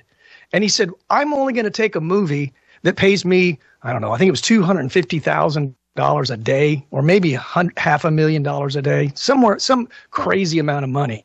And I'm an A-list, he said. But he didn't get jobs because nobody's working. So these people are delusional. And why isn't someone who's like a 40-year veteran in the business, an A-list actor, not wealthy? With as much money as he's made, why is he poor? Yeah. Because the lifestyle, obviously. I mean, it's really easy to blow through huge amounts of money in Hollywood. But for 40 years, I mean, it's not like MC Hammer. He got all that money quick and then blew it. But this guy's a veteran actor. Didn't somebody talk to him and say, hey, man, why don't you think about investing just in case, you can't act or something happens? You got something to fall back on. And he's older. Don't you think he'd be wise? I get it. Like you go into the NBA and you get all this money, but your NBA career only lasts 5 years and then you're broke when you leave. I get that. But this is different. The guy's a veteran. Well, that's the thing, right? So his accountant probably came up to him one day a decade ago and said, hey, man, the way you're going in about 10 years from now, you could be broke. And he looked at him and said, I'm Mickey Rourke, man. I'm not going to go broke. Don't worry about it. Right. And then the 10 years go by. He doesn't get that break he was looking for. And boom, you're broke. I think that's Right. it's extreme narcissism, exactly like you're saying. And the very fact that he goes, well, I'm not going to take a job to pay my rent, just any job. I need a job that's going to pay me $500,000 a day because I'm an A-list actor. And just totally ignoring the fact that Hollywood is collapsing and nobody's getting that kind of money right now because the jobs aren't out there. I mean, maybe if you're Ben Affleck and Matt Damon, you're getting more jobs than somebody else. But as a general rule, most people are having a hard time working. And that goes from the actor all the way down, from the sound people to the lighting people to the assistants to everything. They're all getting almost no work in Hollywood. Mm-hmm. I just saw an article earlier today. What's it, Lundgren? Vance Lundgren or something, that big Austrian dude, the blonde hair. You know what I'm talking about? Mm-hmm. Yeah, he died a few years ago, right? And he sold his likeness to, a studio, and they've just put him in another movie that's coming out soon. And he's in it, even though he's died. So dead actors are getting the jobs that some of these, Mickey Rourke might have gotten. I think that Matthew McConaughey just he patented his "Alrighty Then" slogan, so that nobody can use it, but unless they pay for it. I don't know if it's "Alrighty Then." It's not "Alrighty Then." It's some slogan he does. I think that's Jim Carrey, "Alrighty Then," but it's something like that's that. Jim Carrey for sure. But it's one of the things that he says a lot of. Like I said, I'm not real big on Hollywood, but I think it's great that they're collapsing, because what that really means is that the baton has been passed and the monopoly of Hollywood is over, and the playing field is now being leveled, and we're going to have much more diversity and much more better films that are more story related and not so much just special effects and car chases, which I think would be great as well. I'm sure those films will be out there as well, but we're going to have more diversity. We're going to have more new ideas, fresh ideas, and there'll be competition, healthy competition, which will be fantastic. So the monopoly of Hollywood is over. Yeah, I mean, have your AI thing build you a little desk with a bidet built into it right there, and you can just go to work with AI making movies all day and run your creativity through the moon. You can write books and tell stories and, turn them into full-length feature films in your spare time, because all you have is spare time because your robot does everything for you, right? It's kind of a crazy world. We just spend all day watching each other's movies. What else are you going to do? I guess if you get outside in nature, if there's going to be 10 billion robots, I don't know, how many are we going to have? Because they're trying to reduce our population, if you haven't noticed, and they definitely believe that we need to, but they want 10 billion robots? Yeah. Don't they have a green footprint too somehow? I would imagine they do, since they're battery operated. Yeah, exactly. And also, what's the AI in them? It should be open source code. It should be accessible to everyone, to at least audit, right? We can't have these black box systems and the stuff where no one really knows what's going on because it's proprietary. No thanks. You know what I mean? So it raises a lot of questions. And, Hollywood's going to feel it first. Like you were talking about the music industry as well. I mean, I can't tell you how many of my friends just make music for fun. They'll spend an hour at a time just making songs because it doesn't cost anything and it's fun. That's right. Well, that's another good thing about the technology. People can do stuff out of their home studio, and that's given people that would never have a chance to show what they can do. Whereas before, man, it was multi-million-dollar studios, and studio time was expensive if you wanted to get that studio sound. But now somebody just out of home can get a sound pretty darn close to what they get in a professional studio that's mastered and edited and recorded in a professional studio. Very close. Yeah, I was just listening to NPR the other day. Yay, NPR. They were talking to this lady who just signed a record contract, and she doesn't, even know music, right? She just made an AI that sings for her and puts this music together, and record label signed the AI. And so now she's got a Hollywood, gig, and all she ever did was sat in front of her computer writing prompts. Wow. Kind of crazy stuff. It's coming, man. Yeah, well, it's a good thing they haven't given the AI rights yet, because then she wouldn't get paid. That would be the AI that got paid. Well, that's another interesting aspect of it, right? Yeah. Go ahead. Well, who's going to end up owning all this stuff? That's all I was going to say. Yeah, it's an interesting aspect to it you bring up. It's complicated. Complicated times are coming, and I've tried to tell people for the longest time, man, especially to the younger generation. I said, man, you're going to have to deal with moral issues and stuff that we never had to deal with when we were growing up, because it's going to be a whole new world, a brave new world, probably, and that's not a good thing. Skynet is real and it's coming. And if if you doubt me, just go watch Terminator again, man. Other than the time travel, it's all coming, man. It's all in the pipeline. So, folks, this is the Censorship Sucks Roundtable Radio Show. We got to go to break. Oh, we'll be back with more right after this. So stay tuned. We're on radio break, and Roger wants you to do a show on social engineering. Okay. Any aspect of it that in particular interested? You've been talking a little bit about it. He goes, but you keep tippy-toeing around it. Just do it. Yeah. All right. Well, it's definitely happening. There's no question about it. I mean, that's why you got the zombies and the normies out there. Yeah. They've been programmed, socially programmed from pretty much from birth, and with media, with how much media has grown, it's like a double-edged sword. On one hand, it can be used to wake people up, and on the other hand, it can put people to sleep, and that's why you have the clash now. For any opinion, I can find you two, sources that'll give you the opposite story. Exactly. How do you do that? How do you fix that? Good question, man. A lot of questions. Wobbly wants to know when Glenn Beck's going to release his version of AI. And I'm like, I wonder if that AI will look like Colonel Sanders also. It'll be the Blaze. The Blaze, yeah. Where it flips between him and, what's the other guy's name? I can't think of his name now. Oh, man. He always has him sitting across the desk from him. I can't remember what his name. He has Stu? a show. He has his own show too. Stu. No, it's not Stu. It's the other guy. Oh. He's an older guy, real older guy. Yeah. Yeah. Stu's kind of young compared to this guy. I heard a guy talking about social engineering just yesterday, and I like the phrase. It's the guy that was the Hollywood director and producer, the guy that produced Pulp Fiction, and he went on Joe Rogan, and he was talking about, they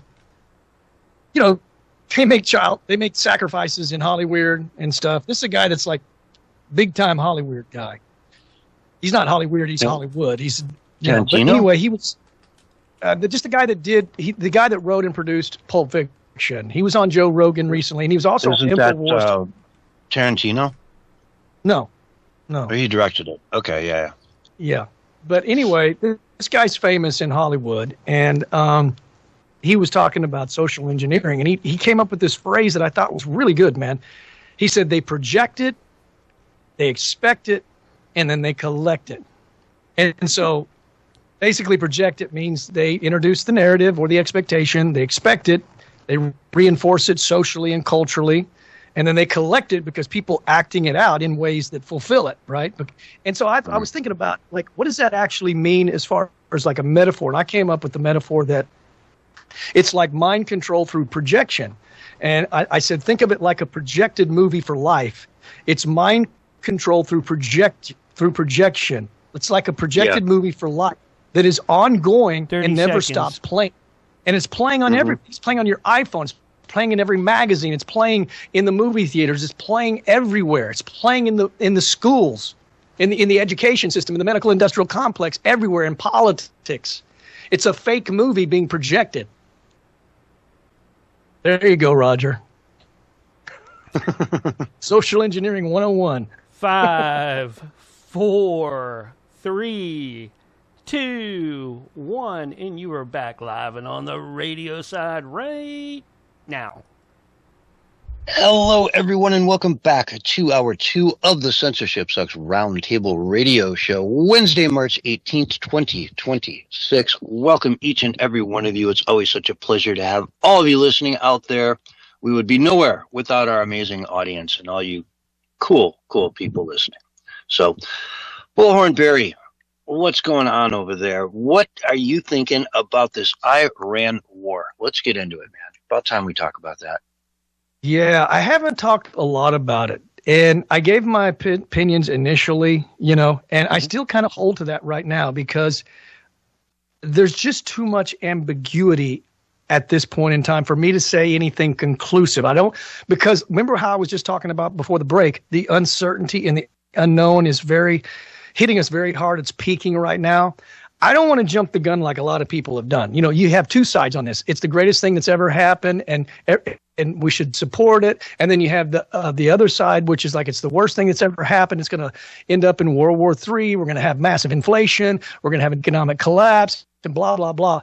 So I still think that in order for me to be fair about my analysis, it's going to take some time. I have to see how it pans out. You know what I'm saying? I do. What is going to happen? The Strait of Hormuz is a big thing as well. How does that pan out? Mm-hmm. Yeah, Europe is. He's asking Europe for help. He's like, "Hey, man, this is 20% of the global supply of oil. You want us to just do this alone, or is anyone going to actually step up?" And they're all coming forward and saying, "No, thank you. We can't help you." Right? Let's see how this ends. If this ends with a free Iran and a much, much better, more stable government there, they're going to have egg on their face, because the Middle East world will remember that. And every other road in Tehran will be named Trump. Trump Way, Trump Lane, Trump Circle, Trump, you name it. They're going to love him. There'll be statues of him there. And there will be memories of who stood behind them and who didn't. And the world right now is deciding not to stand up for the people of Iran. Whatever, we can do it on our own. But it'd be nice to have some help, wouldn't it? Oh, yeah. And I think it's become a big divisive thing as well. For MAGA, it's becoming a big, big divisive thing. And especially became even more divisive when Joe Kent stepped down, the head of the counterterrorism guy. Yeah. It was supposedly for... he was doing it out of conscience. He couldn't in good conscience keep doing his job and be supportive of the war. But I also saw video clips of him talking about Iran being a threat. So I'm not so sure there's just so much ambiguity right now. Things are not clear. We're definitely in the fog of war. And TDS is a powerful drug. You got to remember that, man. It's a real powerful drug. You get those cameras in front of you and you say something bad about Trump and boy, they light up and they want more, So you get all the bookings, you get all the good stuff, you get all the treats, you get your name out there and limousine rides and you name it. But at the end of the day, I think I agree with you that it's early now. I'm wishing things would be a little bit better now, a little more clarity, a little more, let me see the people on the streets. I did see them burning down some of the headquarters the other day, doing some things along those lines, but they had announced that there's this new supreme leader, the Ayatollah Khomeini's son, and he could be very good because apparently he's gay. Have you heard these stories? I have not, man. Impotent and homosexual. So, but apparently he's also possibly lost one of his limbs in a bombing and has been flown off to some hospital somewhere for surgery and is in a coma. Maybe no one's seen him. They had that cut out box frame of him that's been making most of the appearances in his place. So, we'll see how that goes. I just wish there was, more clarity on the ground, more, of just a sense that, hey, something happened here that gives us all hope. They're going to vote. They are admitting that defeat is here. And let's just have an election. Something along those lines. I'd love to see an election scheduled in the near future, done fairly. The red dye on your fingerprints, right? One person, one vote. Got to have ID to vote. All that good stuff in person. no mail-in, nothing, all counted by hand, and then everyone has an election that they can trust, and guarantees that they'll follow every 4 or 5 years thereafter. Put in a new constitution and let's start over. It would be the most wonderful thing in the world if I saw any of those things start to happen. Then we know that victory is there. It's coming. But I thought all I'm hearing now is Europe saying no, we don't want to help them. So I heard that Trump actually handled the stepping down of Joe Kent pretty well, and I watched it, and he did. To me, he handled it well. He said he thought the guy was a really nice guy, and he liked the guy, but he said he's glad that he stepped down because he actually believed that Iran was not a threat, which is better than kind of how Trump has handled some of his other opposition, like Massey or Marjorie Taylor Greene. I think I want to see a more mature Trump, especially when it comes to within his base. I don't think, and Massey doesn't agree with Trump on a lot of things, but he did vote for Trump. He does support Trump. And he's the one that fought to get the Epstein files released. I like the guy. So I don't know that just, saying horrible things about people is always the best thing to do. And so I felt like he handled that better with Joe Kent. And Joe Kent is the guy that revealed to us that Biden let in, 1,800 known terrorists and only turned back 3 or 4 of the people. So he was doing a good job in many different ways. So there is this divisive thing, and there's this conspiracy madness, too, that's become a part of the equation as well. And I don't know if it's madness or not. Maybe it'll turn out to be true. Some conspiracies do. I tend to think that Netanyahu is still alive, but the big thing is people don't believe he's alive because there was a video, looked like AI, they said, where he had 6 fingers. But if you inspect it, it wasn't his finger. It was part of his hand that looked like a finger, and it was because I saw one that looked really, really fake. Right? I did see one that looked really fake, but I saw another one of him getting coffee that did not look fake at all. You know what I mean? But yeah, there was another one where he had a ring on at one moment, and then there's no ring like a second later, and that looked sketchy. But his face looked so weird in that one. It just didn't look real. First of all, it's a lower quality. The ones that I saw where his ring moved, and it was motion blur at a lower quality, highly compressed like that. It could disappear on its own. I'm just saying that as a video editor. But maybe, if it was just, if his hand was standing still and it disappeared, then I would say, oh, that's AI. That's impossible. But his hand was moving, so he had motion blur, and so that could easily cover that up. But I did see that particular video that you're talking about. And maybe it could be a psyop as well. Maybe they're into doing some sort of psyop. Well, how about this? The picture was probably taken by NASA. The picture was probably taken by NASA.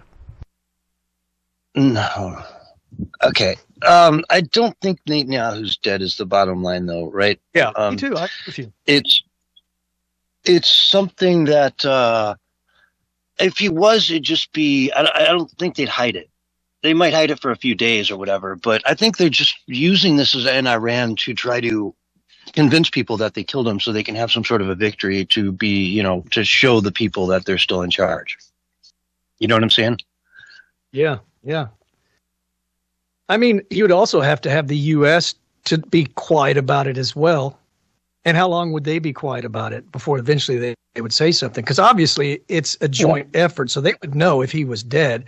And I would imagine at some point in time Trump would say something. But again, I think that it's just amazing how much space and time and effort that conspiracies can just take over, man. You know what I'm saying? Mm-hmm. And forget about the real issues, and they'll just hyper focus in on Netanyahu being dead or alive. I don't know, just me. Yeah, it's I think it's propaganda out of Iran. If he is dead, then, so be it. They'll piss off Israel in a huge way, and probably Trump in a huge way as well, and the retaliation for that would be massive. So I think they're better off if he's not dead, because if it can be shown that Iran, got through and somehow killed him, then the retaliation will be insane. It'll really get ugly fast.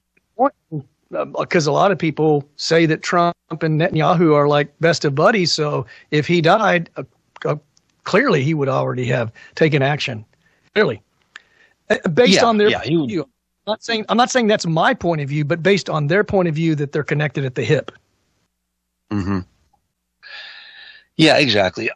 Which I think they're starting to have some division between what they're seeing as what needs to be done to Iran. So it'll be interesting to see how that plays out. I think they want to go a lot further than Trump does. So, yeah. Joy Reid the other day, unemployed Joy Reid had a wild take on Iran. She said basically that the women there have it really no worse than America's women. Right? I heard that. Yeah. We have secret police here that'll kill, a mom just trying to drop off her kid at school. And so does Iran. And on and on and on. Stasi's. It's just shocking. I think if they played this stuff for any woman living in Iran, they would just laugh their head off and be like, what is this woman on? What universe do you live in, lady? I don't know. Yeah. Kind of funny. Do you know anything about Iran releasing hostages? Because I heard somebody on X talking about it, and he somehow made a racist thing about it. And he said, Iran did an amazing thing. He said, they released all the black hostages and said, we don't want to hurt the black people. We value the black people. He goes, but in America, they don't. And in America, Americans are racist towards black people, he said. This is a black American who said this. And I was thinking, what are you talking about? You're literally telling me that black people are being oppressed here in America, and Iran is, I guess, not racist, but America is. I don't know, man. People are just going off their rocker lately, dude. I mean, I guess that's the bad part of everybody having a voice is you get stupidity mixed in there. Yeah, exactly. And I don't know. But have you heard that? Have you heard that there were hostages? Really. No, yeah. I heard nothing about any hostages that were released. There probably are some political prisoners over there, people from the media and whatnot who've been falsely arrested over there and detained and are still sitting in a prison, if they're still alive. But no, they wouldn't call them hostages per se either, right? Like I said, I haven't. I don't know. Yeah, and for them to release, the black ones because they put out a statement that they care so much more would be completely them just trying to rile up the left here in America, because they know the frigid, the far, far left is pro IRGC. They support the Iranian government over the people of Iran. The left in America, without a doubt, is supporting the Iranian, government over the people over there. They want Trump to lose at any cost. Fetterman had an interview today where he was asked who's the leader of the Democratic Party, and he answers they don't have one. The only thing the Democratic Party has is TDS. TDS is the leader of the Democratic Party. He's been crowned the king. Yeah. Trump derangement syndrome is all they have on the left now. If Trump's doing it, they hate it, period. Doesn't matter if it's good or bad. The SAVE Act. 85% of the people out there want it, right? They want voter ID when you vote. Show ID in person to vote. And they're fighting it. They're still shutting down the Department of Homeland Security or major parts of it. Heck, TSA is in shambles right now. Have you seen some of these lines? I mean, Atlanta, Georgia is like 6 hours to get into a flight today. And again, it goes back to that uncertainty, unknown time that we're in right now. But eventually this moment of uncertainty, this sort of limbo that we're in, right? We're gonna come out of it, and we'll have a better idea of where we're headed after that, I think. Hopefully, man, we need to be headed in a really good direction because we're going to be celebrating the 250th year anniversary, man. And we need to have some wins behind us. That's going to make a big difference, man. Yeah, hockey's great. We're sweeping hockey, but we need some, wins out there for a place like Cuba to be free again, for Venezuela to be free again, for Iran to be free again. If those three things if they get accomplished, the world will be such a better place. By any measure you can think of, the world will just be a better place. So, maybe we get it done, maybe we don't. How could the left possibly criticize that after they killed, like you said, 40,000 innocent women and children? Iran did. If they're free and they have real democracy, How can they complain about that? Yeah, it gives validity to their death, you know? They died for something at that point, rather than just another massacre. Oh, yeah, that's a good point. Yeah, it wasn't in vain. In other words, their protest that they made, their peaceful protest, was not in vain, even though many of them died. All 40,000 will be remembered. I mean, I'd put 40,000 stars on the flag if you can, you know? Oh, yeah, they should maybe put up a big giant wall commemorating them, you know? Oh, yeah, absolutely. An entire museum dedicated to how this happened so other countries can come and study it and learn from it and go do the same thing where they live so the whole world can be free. You know, how many people really want to live in one of these totalitarian Muslim, you know, oligarchs where you are told that if you're a woman, you can't drive a car, you can't go outside without covering yourself, on and on and on. You can't go out without a man's permission. You can get married at 15 or 9 in some of these places. You can marry a 50-year-old. I could go on and on with the insanity of differences in education and every aspect of life. You're just not even a second class. Your life doesn't even represent a speck of what it does in the United States under those conditions.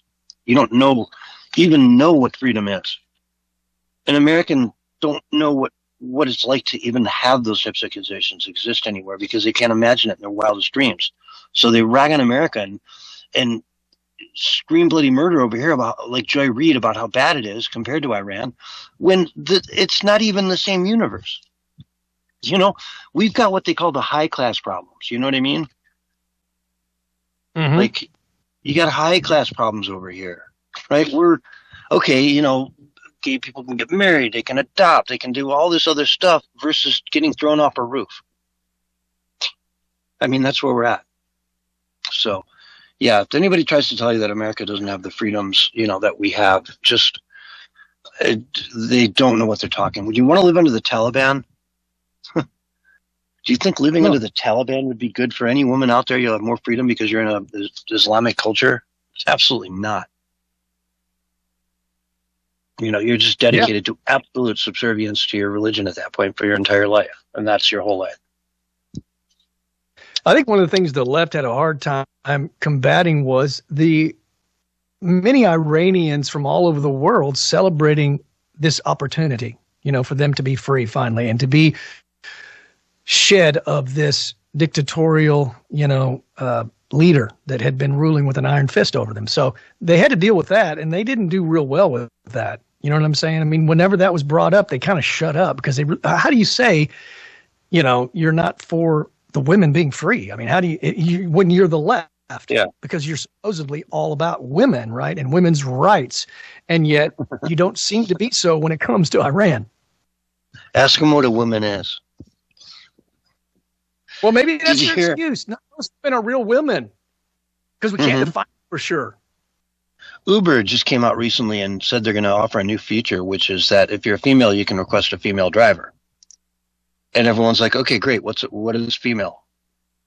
How are you going to do that, Uber? You're so far left as a company. There's no way you could possibly ever guarantee that some 6'2" butch dude in a bra isn't going to come pick you up. Well, it'd have to be a biologically sound woman, I guess, but they wouldn't even do that, man. You know how they are, because then they're saying you can define it if you go that route. Oh yeah, no, it's Uber. They'll have to. It'll be interesting to see how this plays out. That's all I'm saying. It's a new thing they're rolling out, and I think it'll backfire on them from a PR standpoint, just because some people will be denied, and they'll say, "Hey, no, I identify as a woman." Denied. You sure don't look or sound like one. Sorry. You know, oops. So they'll have to end that. There's no way they can keep that going. It's a nice idea, and the people want it, but they can't deliver it to them without admitting what a woman is. Right? Isn't it amazing, though, how wokeness is still somewhat alive, even after all the efforts that Trump has made and we've made to try to destroy it? And then we've seen how destructive it is for corporations, for businesses, for everything. There's nothing beneficial about it in any shape, fashion, form, or way, and yet it's still alive. I recommend go watch the Bill Maher interview with Jerry. I think it's Jerry O'Connell, the guy that was in Stand By Me. He's an older now, obviously, and an older man's married to some, I don't know, fashion model. But he is so woke, dude. I mean, even Bill Yeah. Maher just tore him apart, man. I mean, and I was feeling sorry for him because, all of his masculinity, he's kind of a masculine looking guy. He's a big guy, he's muscular, but yet he's been totally softened in all the wrong ways by the left, by the wokeness. And I felt sorry for him, And his wife obviously chastises him all the time whenever he tries to say something that might be even a little bit not woke. And so he just rips him apart, man. But this is the mentality of these people, man. They're so weak and pathetic, man. They don't even know what it is to be a man. Forget about what is a woman. These woke people that are men don't know how to be a man. They don't even want to be a man. They want to put on one of those things that they have at Southwest, a fake breast so they can breastfeed their children. Yeah, it's wild stuff. And I did see that interview. It was only like 30-second clip, but it was interesting to see. He just kind of like, my wife and my girls were, hitting on me and, pissed off. And it's like, okay, they're hitting you and they're pissed. But yeah, enough of Hollywood. Let's get into some really spicy stuff. Tucker Carlson. Okay. Uh-oh. He's saying the CIA is coming after him. They've been, listening to his calls or his texts and stuff. And what apparently went down is that Trump brought him to the White House and told him explicitly that America wasn't going to do anything about Iran. So then he went back over and contacted some of his people in Iran and said, hey, I think you're safe. Don't worry about it, kind of thing. And that's when all of the Ayatollah and all his 50 top people met together. We wondered why they had the, audacity to meet like that. It's because they had a bit of an assurance from possibly Tucker here that they would be safe to meet. And instead, that room was blown up. So in essence, they're saying that, Donald Trump knew what Tucker was going to do. So he set him up, sent him on his way. The guy basically, if this is true, committed treason against the United States. And because of that, Khomeini and all his top people were killed in one fell swoop. So kind of shocking 3D chess here, if that's what went down here. And again, if Tucker did that, can't have much sympathy for him, man. If you're really doing that, Tucker, if you've gone that far, Tucker Carlson, your whole new look, wow, it's wild. It's wild. Barry, what do you think, man? Do you think he did this? I'm not buying it for 1 second. It sounds like a Mark Levin talking point, who I can't stand, who basically wants to cancel and censor anybody that doesn't agree with him. It's leftist stuff that Mark Levin supports. He supports literal canceling, like the radical far left did under the Biden regime. So it sounds like a Mark Levin talking point to me. Trump has already said, Mark Levin. I don't even know how to say his name because I know so little about him because he's never been on my radar. Oh, I've listened to him for years, dude. I've listened to him for years and years. Until I heard him start talking. Well. Until I heard him start talking about how he wants to cancel people and we can do that and who says we can't? Censorship. That is not MAGA at all. That is not freedom. So I have no respect for that guy whatsoever. But at least, Tucker believes in free speech. So I'm for that. And I'm for asking questions. But look, hey, Trump already came out and said that Tucker is not under any investigation. This is all bogus, man. This is all divisive stuff.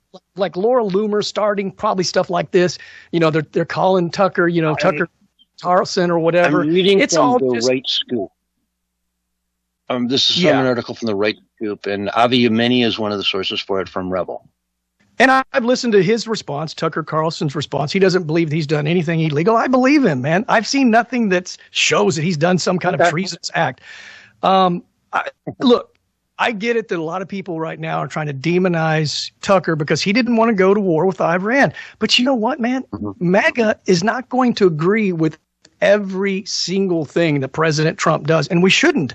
If we don't agree with him, we should say we don't agree. It's just that simple.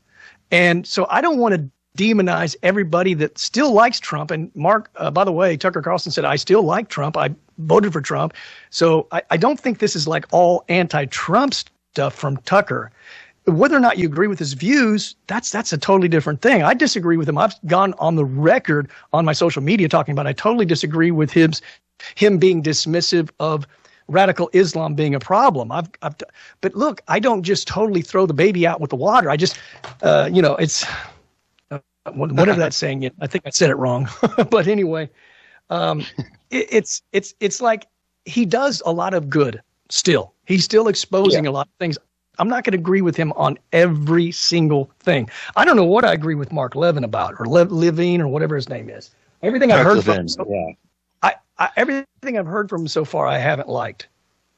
Because I've been listening to him for years. I mean, he does 3 hours a day, and if I can catch him on a road trip or something, I used to download him a lot when I went for like hikes and stuff. And I've always found him pretty well entertaining and a good listen. Now, if he's saying some things recently along the lines of everyone should be censored, I want to hear more about that. I want to learn more, but not above criticism. Folks, we're all out of time. This is the Censorship Sucks Roundtable Radio Show. We will see you on Sunday night. Thanks so much for listening. Stay tuned. Thank you for listening to the Censorship Sucks Roundtable Radio Show. If you missed any of tonight's show, you can find it and others in our archives. Thanks again, and you can catch us next week for another brand new show.